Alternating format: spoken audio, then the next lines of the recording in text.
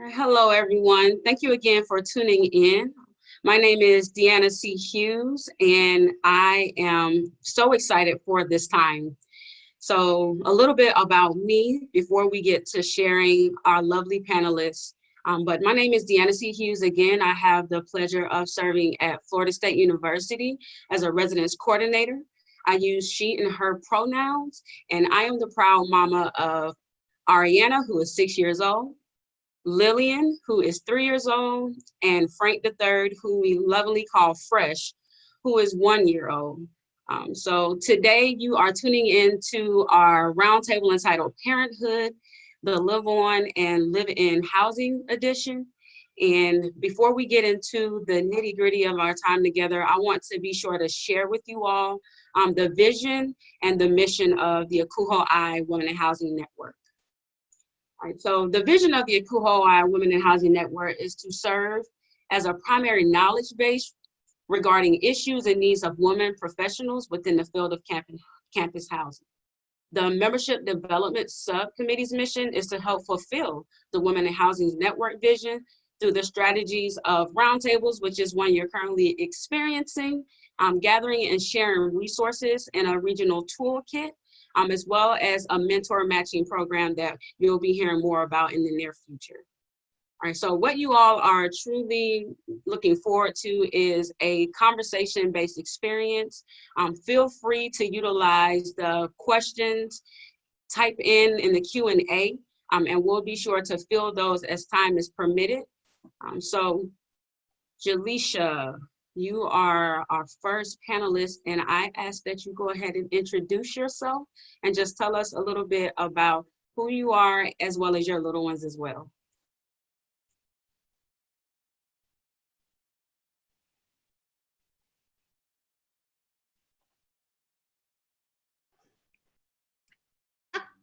Oh, gotta love Zoom. Hi, y'all. I'm Jaleisha Turner Davis, and I'm currently an assistant residence hall director here at Georgia State University in Atlanta, Georgia.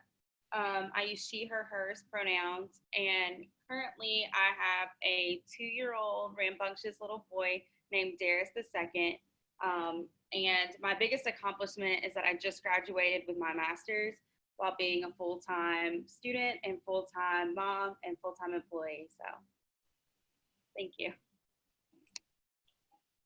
Hi, everyone. My name is Kimberly Bradley. I am a current resident director at Georgia Southern University. My pronouns are she, her, and hers.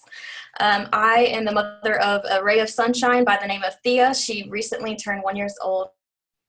And one of my most proud moments for me, I do want to start and say that I believe that fed is best, but I just wrapped up 1 year of successfully breastfeeding while being a full-time working mom.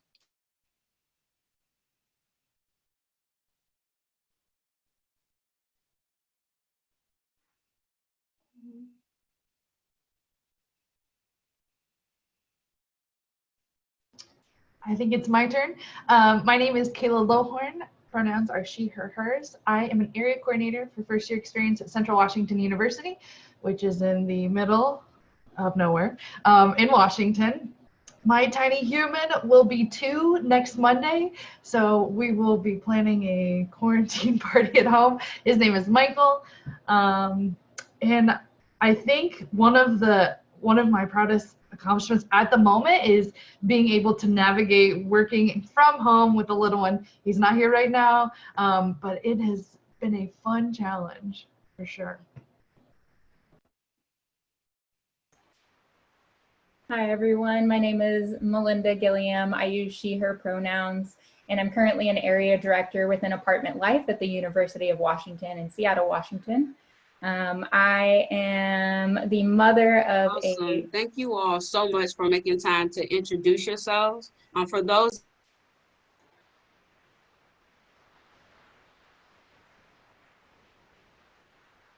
I'm going to continue my introduction. Sorry about that. So I'm the mother of a 3-year-old. Can you hear me now? Daughter. Awesome. So apologies for the wonderful muting, but we are going to jump right into some questions that we have for you all. So it'll take us around 40 minutes because we want to give you all an opportunity to ask some questions so that they can be answered by our panelists as well. So our first question, Jaleisha, what are ways in which you have worked to maintain balance with living in or on as a parent and or a spouse? I don't call it balance because I feel like there's no way to truly fully balance it. However, I think communication and teamwork have been mine and my husband's biggest thing. So a full understanding of what my job is, and married to someone who doesn't understand student affairs or housing in general. And so a lot of times in the school year before COVID, taking on a lot of those morning tasks and weekend tasks so that he can take on the evening. However, COVID flipped that upside down, but that's generally the balance, but a lot of communication and keeping in touch throughout the day.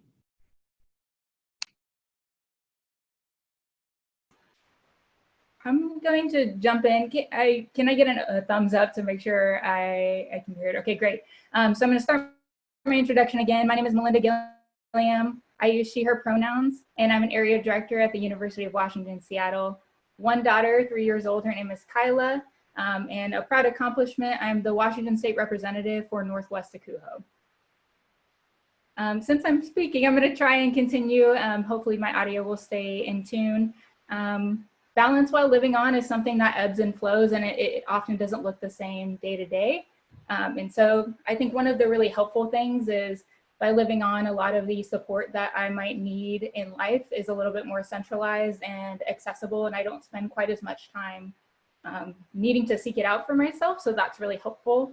And then also one of the challenges is I live in family housing now, but it's not always possible to live in family housing. So getting the community around you to understand your challenges can be, or challenges, and also just the way that you're living, what's going on in your life can be challenging too.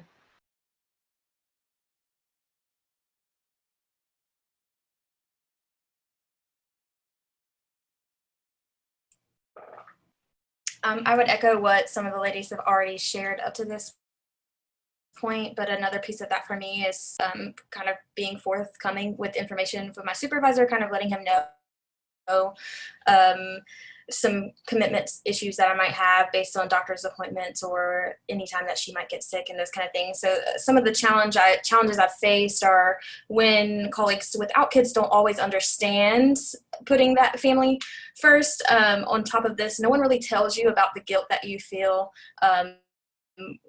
saying no to opportunities or feeling like you're not contributing enough at work.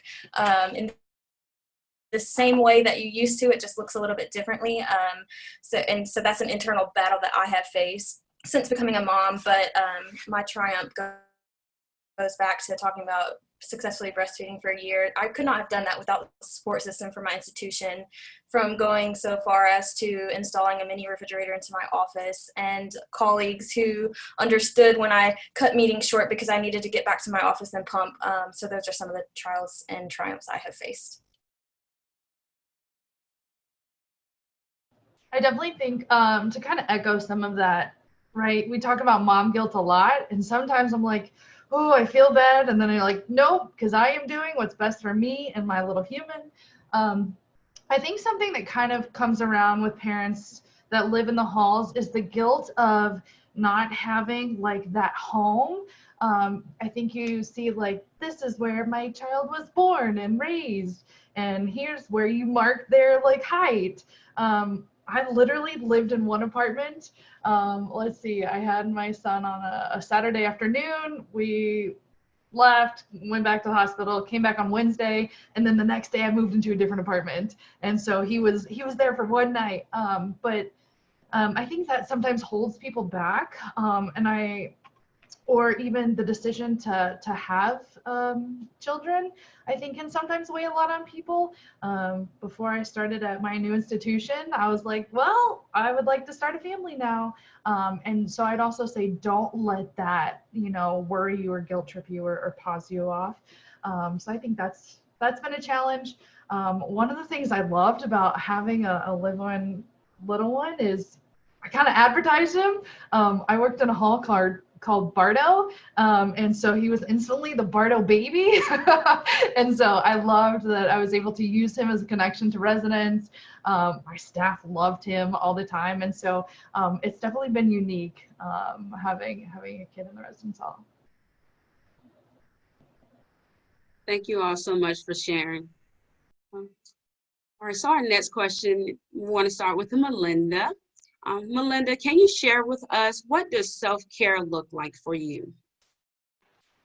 Yeah, I'd be happy to share. So self-care is something that it begins with honesty for me. I think I spent a lot of time trying to try things that sounded good for other people and trying to make them work for myself, or hearing what other moms are doing and wondering why that's not working for me. And so self-care is making sure I'm carving out time to prepare meals for myself. I really enjoy food, and it's a great way that I'm able to sit down with my family and connect. And so self-care is just making sure I'm carving out time for things that feel meaningful for me and letting those moments be okay. I think it also is something that ebbs and flows, and that sometimes, like I said before, there are weeks where that's great, and there are weeks where that gets put on the back burner a little bit because I need to prioritize other things. And there's always small amounts, but there aren't often weeks where I just get to have self-care interwoven consistently, and that's something that I'm working on. But I think that's another kind of myth that I often hear, that people are so great and we incorporate it in, and maybe that's true for some, but it hasn't been my truth. And so just working on that, it's something that's evolving.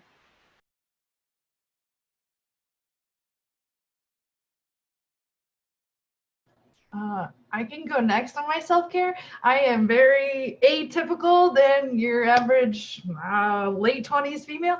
I'm a video gamer, and so I do the whole thing. Like, I don't know if you guys have heard of Twitch, but I stream. I play Call of Duty, if you guys have heard that, or Fortnite back in the day. So I make YouTube videos. I'm on TikTok. My colleagues, I know a couple of them are here, they hear about it constantly. But that kind of like evolved into this like my escape, because you're not thinking about work drama or stress. And so like when my human goes to bed, I'm like, yeah, I'm gonna go play video games. And I think sometimes with being a parent, there's kind of like, again, I keep going back to that guilt, but like, oh, I have to do this and this and this and clean the house. I'm like, no, like my house is fine. I'm gonna take care of what I need and do what I need, and I love it.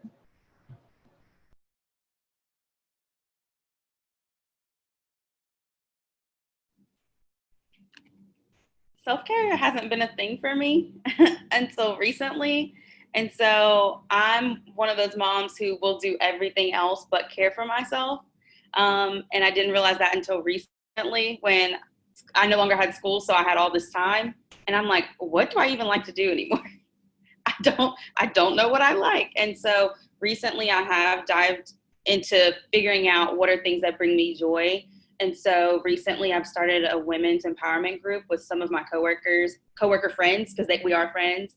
And I think that's given me a daily like sister check-in with someone else who doesn't understand my struggle, but also hearing about someone else's life in that moment, but also empowering one another on the daily. So that's been my like safe place. And my son has been there right on his iPad when we've had our meetings. So like, that's what I've found. And hopefully once everything is open back again, I can start seeing some of those things I did before I had a little one and before school, just to find what brought me joy then and what can still bring me joy now. We talked about mom guilt a little bit earlier, but honestly, some of the best days that I have taken self-care for myself is taking a day off of work and taking my child to daycare and cleaning my house from top to bottom, or playing a video game, or doing whatever it is that I feel I need to do to take care of myself at that time. But aside from that, it's been little things like asking to step away and take a shower, asking for support so that I can go to the store by myself. Those are things that have been.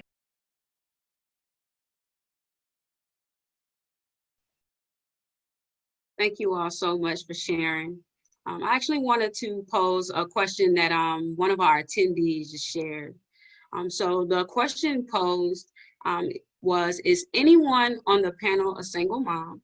And how have you managed on-call responsibilities? And I wanted to open the floor to our chair, Melinda, to speak to answering that question.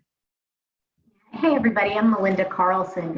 I serve as Assistant Vice President and Dean for Residence Life and Student Housing at SMU in Dallas, Texas. And back in the day, I was a single parent and lived on. And, you know, managing duty, while difficult, I think it called upon me to be a strong advocate for what it was that I needed.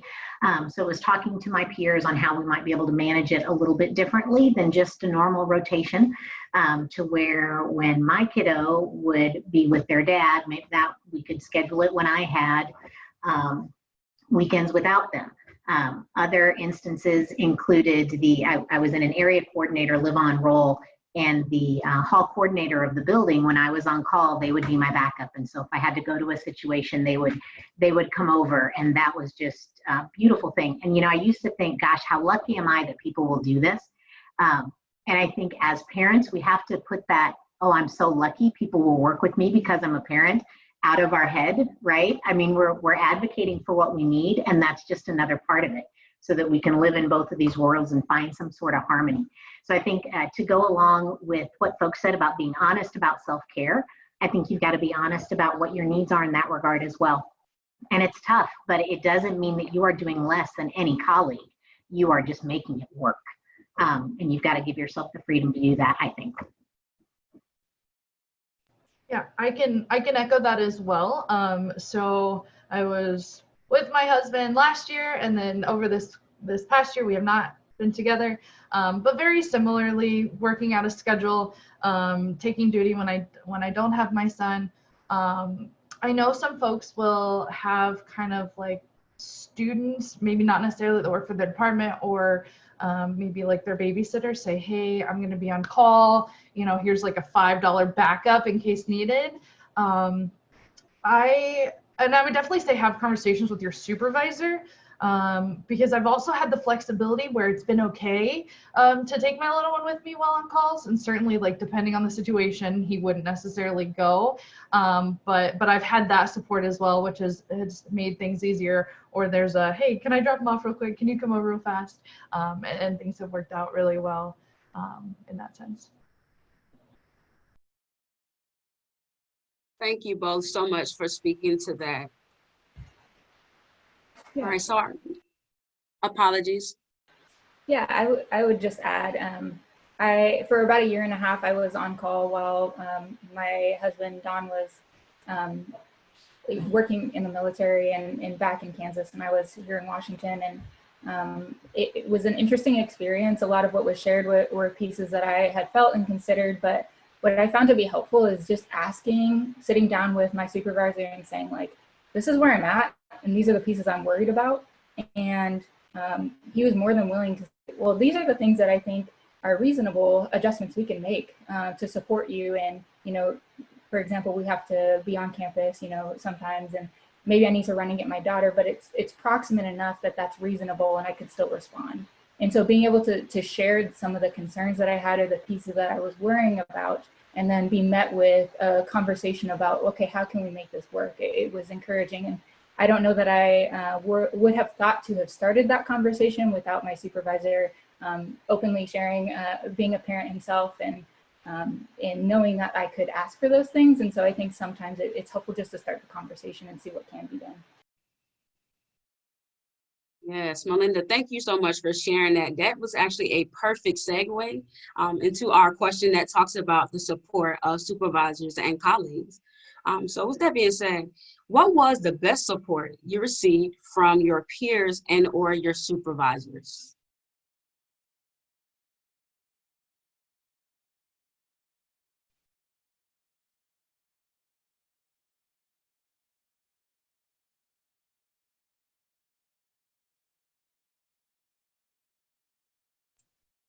I guess I will go.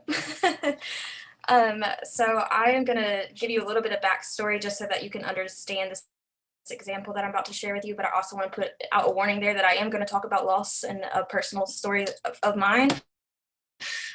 So first, the backstory piece is our department requires that resident directors and our assistant director team participate and attend one admissions event each year. And so that's travel. Like most of the time we leave around 10 or 11 and most of the time not return until 11 p.m. or midnight. So I just wanted to give you that context so that you can understand this.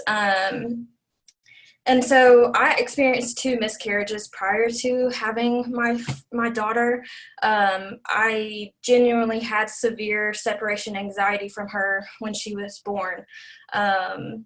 So much that it took several months after she was born to overcome that thought of not deserving her or the fear that she could take her last breath at any moment. So for me, in being vulnerable and sharing that with my supervisor, they permitted me to not have to attend an admissions event for this academic year. And that for me was huge because I didn't want to let the department down, but for them to recognize like the need that I needed to be there with her. I also was full-time breastfeeding. So I think taking time to listen and not necessarily like understand situations, but to have the heart to see a need and to meet it.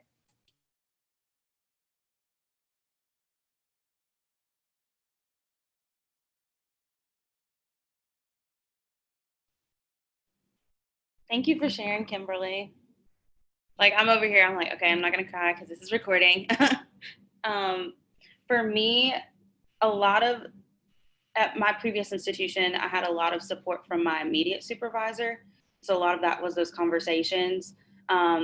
I did not have colleague support. Well, one colleague member was my only support system at my previous institution. So that was a lot of relying on that one person. You know, I'll take this from you. I'll take these tasks from you if you can just be a backup for me on these times while my husband is working, and trying to find those pieces at my current institution. So right now my little one is actually with a colleague so I can have like 1 hour to do this roundtable. But here that I opened up a lot about not having the support and that being my number one thing I need to accept my role.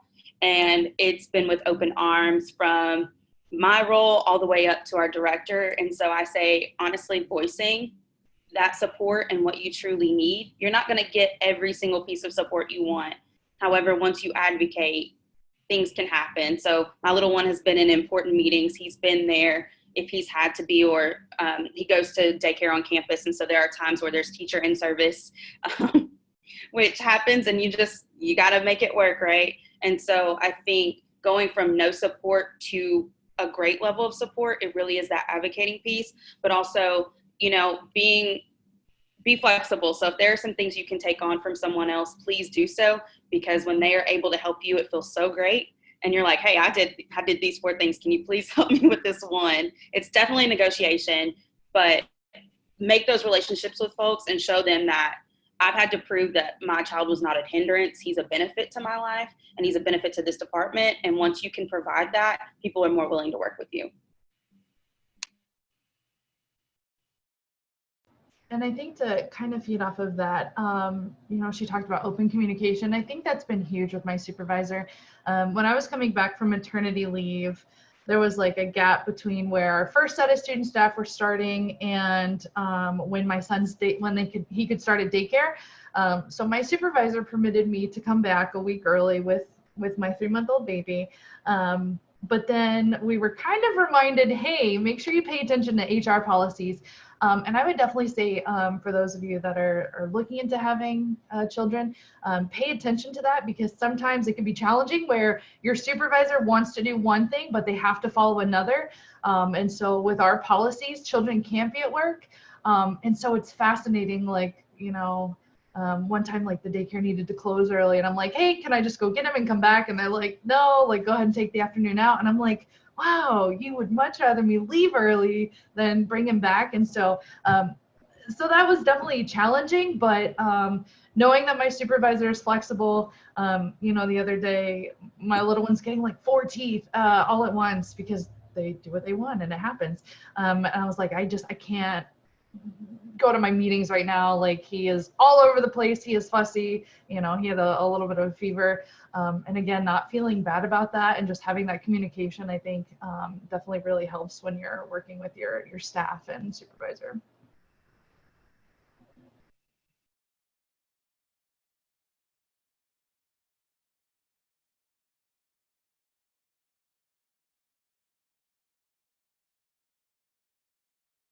All right, thank you all for sharing. What I'm going to do is transition because I see some amazing questions also in our question and answer. So we were actually talking along the lines of our supervisors being supported. And there were a lot of wonderful gems that you all shared with exactly how supervisors can be supported. So thank you all for that. There was another question that was posed, and the question is, what is it like being on maternity leave while still living in residence hall?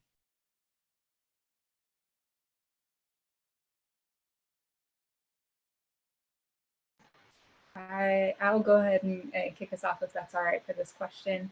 I've switched institutions. So when I had my daughter, I was at one institution. I was actually in a graduate program as a graduate assistant. It was not full-time, and then have gotten a full-time position and switched institutions. And so I think some things that were initiated in my maternity time, which I didn't have actual leave, I just took a couple weeks, because as a grad, we didn't have those supports in place. But the clear understanding of, like, message to the community, you will see Melinda will not be accessible to you. Please funnel all questions this place. And then doing my best to walk away. So when I'm walking to and from something that involves me going through the community, if I see something, letting someone else handle that, like set boundaries for myself and releasing the connection that I had of responsibility, unless it was dire, right? Like, absolutely, but needing to have those boundaries and give myself and my new family the respect of that. And I think that's something that has transitioned, even though I've switched institutions, and I found support in a new way that, when I'm taking a sick day, or when I'm taking my daughter to the dentist, like, my staff know, like, let Melinda have her space. As live-on professionals, it's hard enough to set boundaries, and then to also need to care for a kind of human and facilitate their wellness. That's another layer. And so just those really strong boundaries, and then following them and letting them stand, has been helpful to me.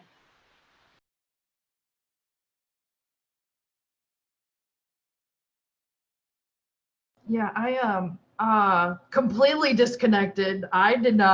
I don't think I checked email. I mean, I might have, let's be real. I didn't do any work. Again, I had moved from one building to another. That happened to be our summer housing. And so I was like, oh no, like, I'm going to have all these things to do when I come back. And I just didn't worry about it. I really focused on my little one. I was super nervous for fire alarms because the building that I lived in was kind of notorious. And I also think that's kind of another worry when you have a little one live in. But during the first one, like, he was out, he slept, we wrapped him up, we went outside, and he slept the whole time. But yeah, I mean, I enjoyed it. I would definitely say take the time that you need. I obviously wish I could have taken more. I only had 3 months. Washington now has paid leave, but they didn't when I was on maternity leave. And so I unfortunately had to use up all my vacation time. And so that made things a little challenging as I transitioned back to work, because I also had to use a certain amount to make sure I was getting paid, to make sure I was still getting my benefits. And so definitely that's also a piece of advice. Work again with your HR to figure out what that looks like for you, and how you're going to financially support yourself while on maternity leave.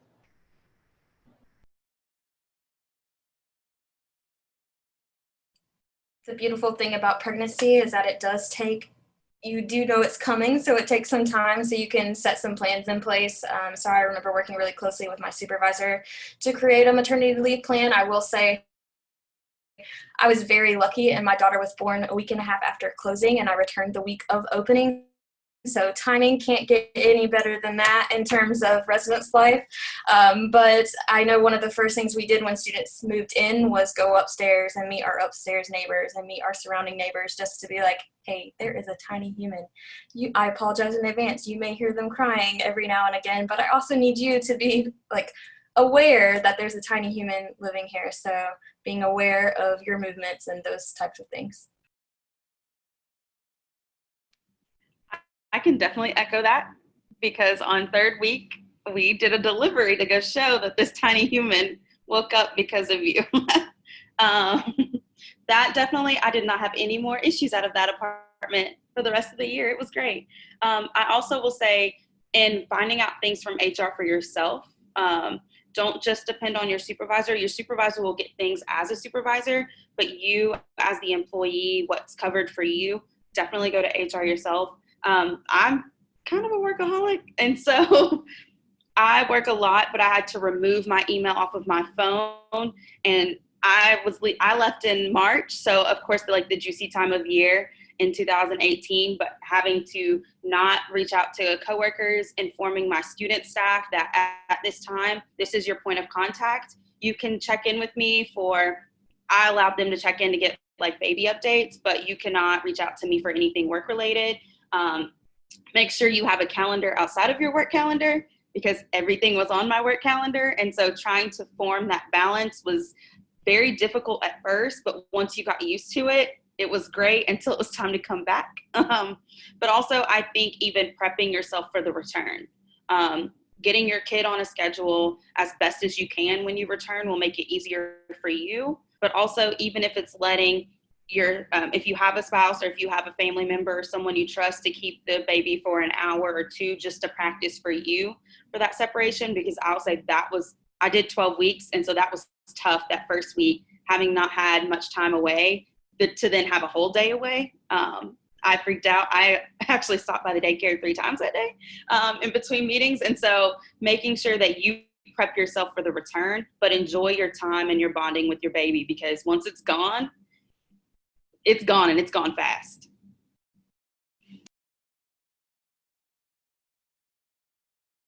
I got lucky too. I would say I closed the halls at 39 weeks pregnant on a Saturday, wrapped up my paperwork on Monday, and had them on Friday. So I did get lucky too, not having staff or anybody to report to. But also something Jaleisha said, preparing yourself to go back. In a way, it was kind of nice, because you're like, okay, I love my job. This is great. I love my human. But again, and I feel like I keep talking about guilt. Don't let yourself feel guilty, because you do. You feel guilty for being away and not being there. And it can definitely be hard at first. Now I'm thankful to have time with him at home, but I'm like, okay, he needs to go back to daycare. He needs to learn and have that space. But yeah, that's definitely important to prepare as you're going back from maternity leave.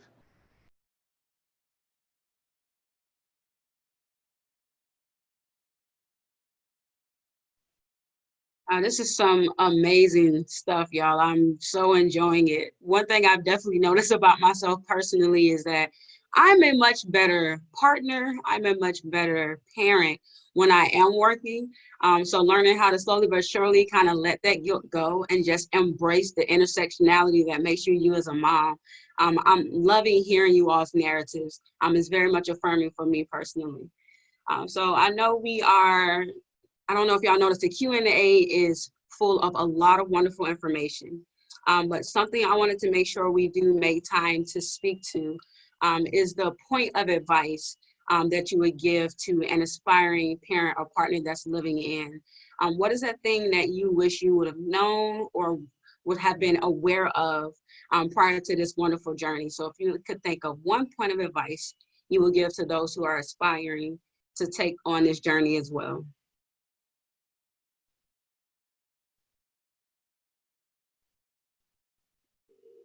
Melinda, you mind sparking us off? Yeah, I'd be happy to. So there are so many things I've learned, but to pick one, I would say to remember that being a parent really gives you a new lens. It gives you a lot of new you know, you build new skills, new viewpoints, new experiences, and you come back to work with all that wealth of knowledge and wealth of contribution on top of who you are as a person and how that intersects. And so remember that, and remember that, you know, asking is important. And so, like I mentioned earlier, I would have not known that some of those things were possible for support for me if I wouldn't have asked, or if I didn't know that I could ask. And so whether it's, you know, the frequency or the pitch of the fire alarm, it needs to be audible, but it doesn't need to be to the point that it's harmful to your baby's ears, or adjusting the temperature on the hot water to make sure that that's not going to be an issue for your kids. Whatever it is, you still need to parent and live on. And so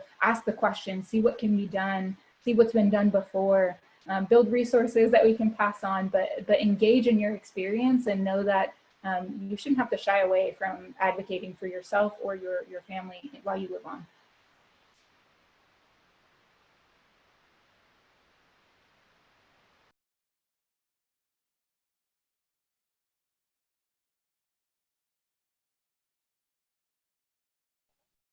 Kimberly, anything that you like to share as far as one point of advice? I saw you smiling, so I had to pick on you. Well, I think Kayla spoke to this a little bit earlier, but just in processing how much time to take off for maternity leave, like I highly encourage that you take as much as you are able to. We've talked about guilt, and Jaleisha talked about, you know, being a workaholic and those things that we balance. You don't ever get that time back, and the work around you will go on, and it may be really, really hard to come back. It was for me, you know, overcoming the roadblocks of coming back after being gone and catching up new information. All of those things are challenging, but just remember that you don't get that time back, and you will be in a better headspace upon your return, just knowing that you were able to do that.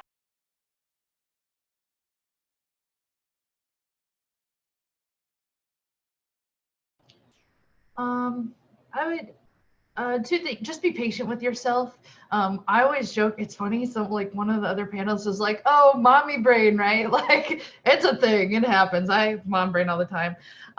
So just know that you're navigating a lot, and that's okay. Give yourself grace, and know that you're doing the best that you can to make every decision that you can. And along those lines, don't worry about the decisions that you make. You make them for a reason.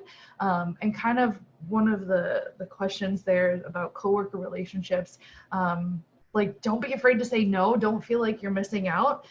There's been a few times where they'll be like, hey, we're going to go here. Do you want to go here? And I'm like, well, he naps at this time, and then he has to eat at this time, so I can't make it, you know. Sometimes that's going to pop up, and that's okay. And I'm okay with that. I don't feel like I'm ever missing out. Sometimes I want my peers to know, like, hey, I really do want to be a part of this, but I can't. Or even like when your little one is sick, you know, sometimes you can't make commitments that you used to be able to, or you can't, like, you know, at a drop of a hat, go do certain things. And I think you kind of have to be okay with that, and just hope that folks have flexibility with you, or, you know, you're communicating that and your needs.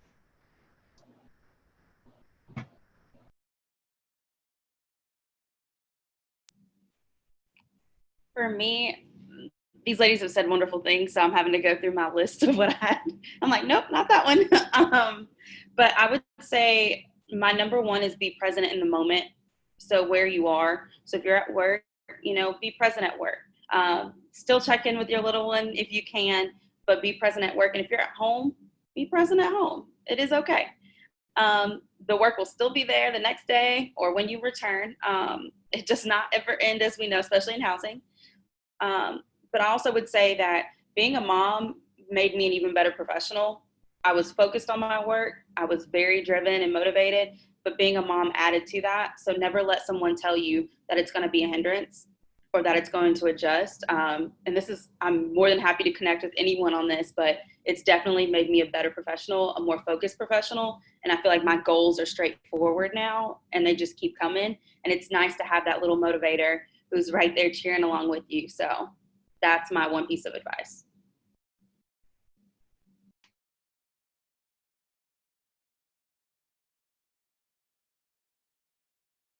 Love it. I love it. Thank you all so much for sharing that piece of advice.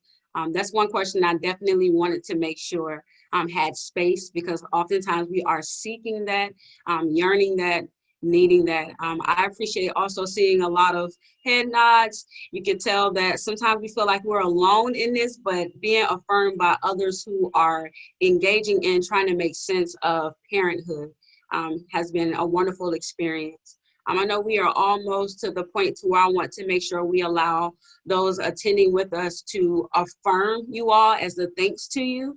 So if there are any additional pressing questions, we ask that you do put it in the Q&A. But I would love if individuals took this time to send to the panelists just words of affirmation. Whatever you feel that anyone can appreciate. Panelists, to you all, this is the time to affirm and give thanks to one another as well in the beautiful identity of being a parent. So we'll leave the floor open for that. And as you all are doing that, I'll be sure to give space to one question that is very timely regarding COVID. So go ahead and type it in, and I'll read aloud one of the last questions I like to pose.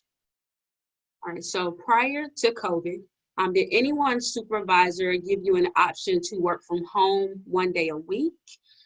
If so, did you have to advocate for that? And if not, what recommendations do you have about requesting work from home flexibility? So I know that was a loaded question, but whatever resonates with you within that, whoever wants to speak to that would be appreciated. And I'll share it out again. Prior to COVID, did anyone's supervisor give an option to work from home? And if so, did you have to advocate for that? If not, what recommendations do you have about requesting work from home flexibility?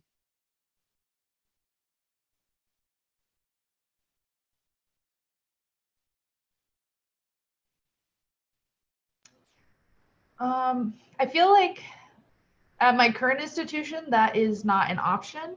And so that's not something that I even brought up. I know that I wanted to kind of ease into it. And again, with seeing if I could bring my son to work with me. And that also wasn't an option.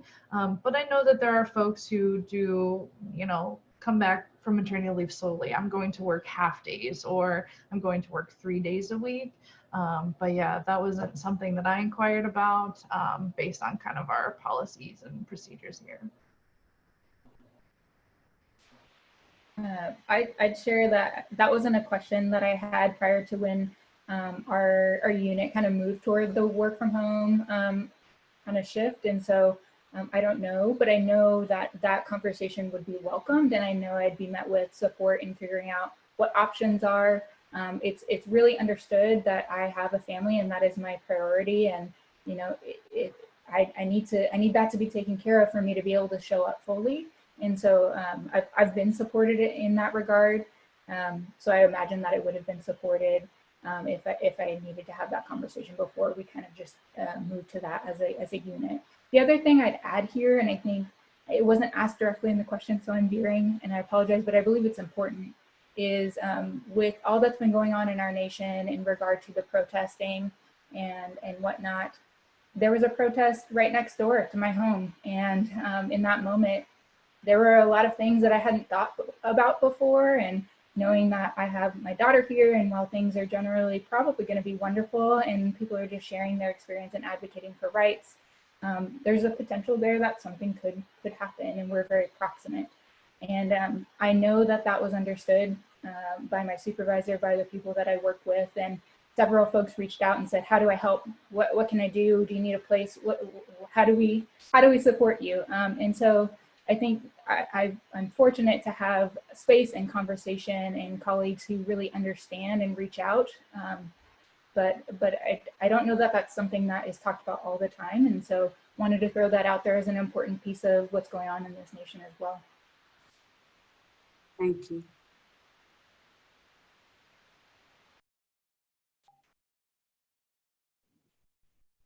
So prior to COVID, I didn't have a consistent work from home, but there were times that I knew if there was something major that I had been working on or really important meeting, if my kid was sick, There were times that I would call in from home, very few. But if it was something to where I didn't want to bring him into work, I would advocate for that piece. And there were times where, yes, you know, you can call in, but then there were also times of, hey, just take this time and we can reconnect with you when you get back.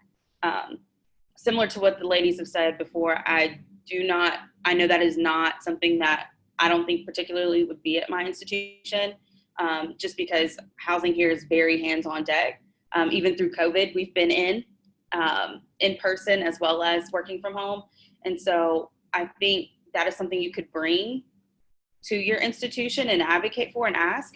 But then I would also say there are also, you know, positions in which you can do that. And so there are part-time positions and there are positions that are housing and work from home from what I've been seeing. And so looking into those if that's what you prefer. But even if that's staying, I would say, you know, sometimes you pull 10s instead of 8s just so you can have a half day to be able to spend that time at home. That's just something that I would talk with my supervisor about, see your departmental policy and see how that would navigate in your institution.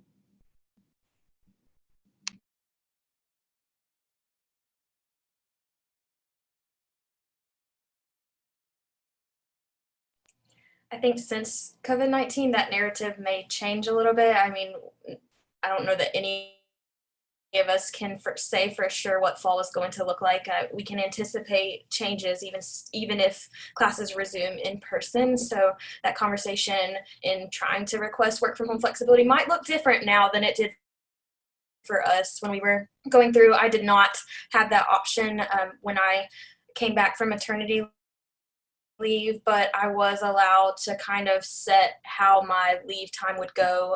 So Kayla talked a little bit about mothers slowly like transitioning back in. I did pull a couple of half days before returning to work full time. And we do kind of have a flex schedule a little bit as it is now. Technically on Fridays we work from 9 to 3. And having a supervisor that's supportive in flexing those hours. So it's hard for me to answer, but I think that narrative changes now that COVID has happened, and just being honest and asking questions. The worst that can happen is no, and just advocating for what you need as an individual.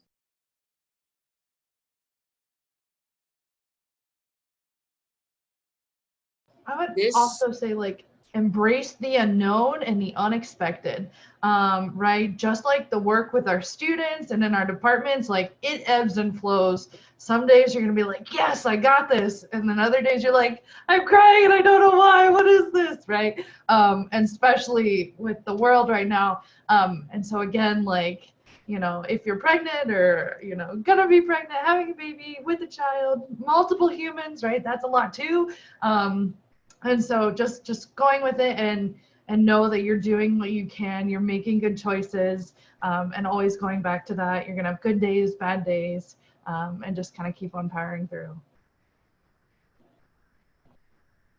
Look, and on that note, because that is the best way to wrap it all together. Kayla, thank you so much for sharing. Melinda, the gems, the wisdom, how to be assertive and confident. Thank you for sharing.